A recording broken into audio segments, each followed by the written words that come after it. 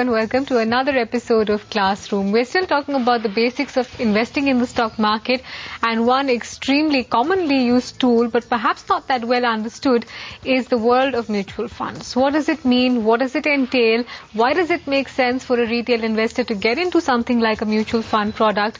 To answer all those questions, I have two special guests joining in today, Rajiv Bajaj of Bajaj Capital and Monica Halan of Mint. Great to have both of you on the show. So definitions first. Monica, let me start with you. How would you simply define a mutual fund? What is it as a product? For the extremely lay investor, Mithali, it is like a thali meal which is served to you rather than going and ordering a la carte. So if a person is able to make decisions on his own in terms of buying financial products, you do it on your own. Whereas a mutual fund is an expert will come and put products together for you, manage your money for you, and give you a managed financial product. This is the basic difference. A do-it-yourself approach, which is you manage your own money, buy your own products, and a mutual fund has an expert who will drive that bus for you.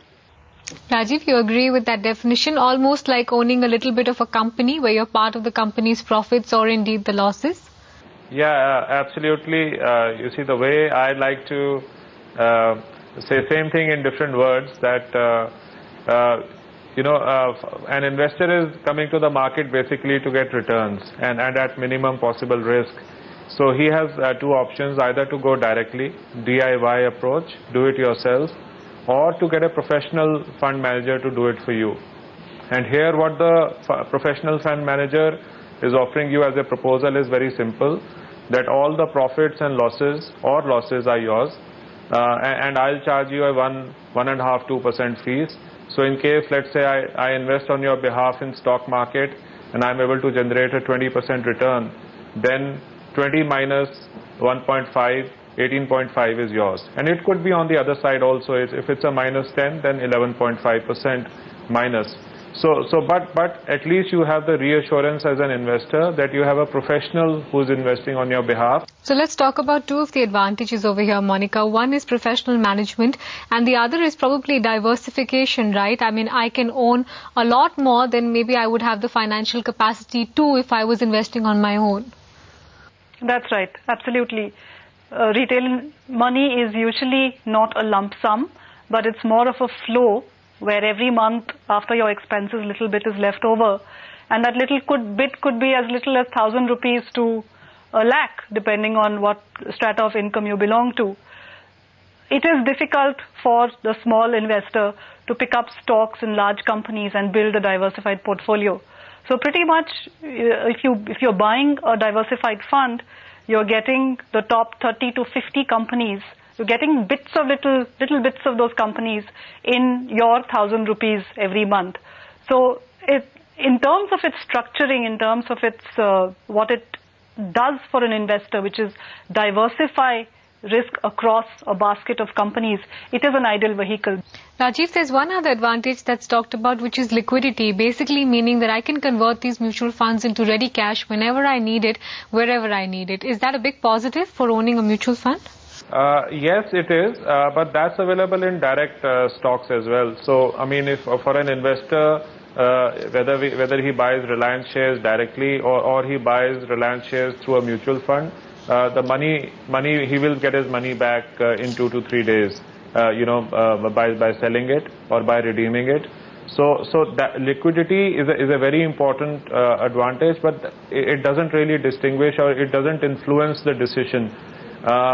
Continuing on the other point, in terms of diversification, that I believe is a bigger one, because you see, to own a Reliance share, you have to put 2,000 rupees on the table. To own a Punjab National Bank, you have to put 1,000 rupees on the table just to get one share each.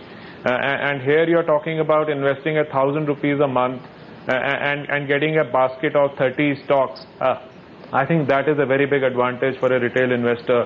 If I were to compare it with property, for example, today it's prohibitive for many people to consider buying a property simply because you have to look at a minimum investment of 10 lakhs, 15 lakh upwards. Just to flip this over, Rajiv, and play devil's advocate though, what about the downside risks over here? A, the exact point that you raised, what if there is fear of excessive dilution where there's a fund manager who's got too many fingers in too many pies, and B, the overhead costs involved in getting into a mutual fund product? Yeah, we spoke about the cost earlier, that it is going to cost you 1.5 to 2% in any which way, whether you make money or lose money. So it depends, how much you are willing to back a professional fund manager.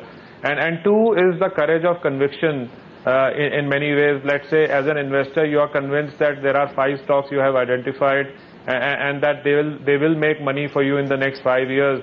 And then you might as well follow your own conviction and go in these 5 stocks and need not invest in a mutual fund, where the fund manager will have, a tendency to play a little safe, and he will create a basket of minimum 30-40 stocks because he wants to play it safe, because he's handling a very large pool of savings of thousands and lakhs of investors and managing thousands and crores of money. So therefore, he would tend to play it safe.